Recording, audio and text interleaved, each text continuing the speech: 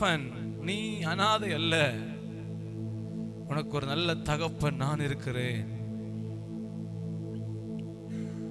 உன்னை தாயின் கருவிலிருந்து தோன்ற பண்ணினவரும், உன்னை பெயர் சொல்லி அழைத்தவரும், உன் எலும்புகளை எல்லாம் எண்ணினவரும்,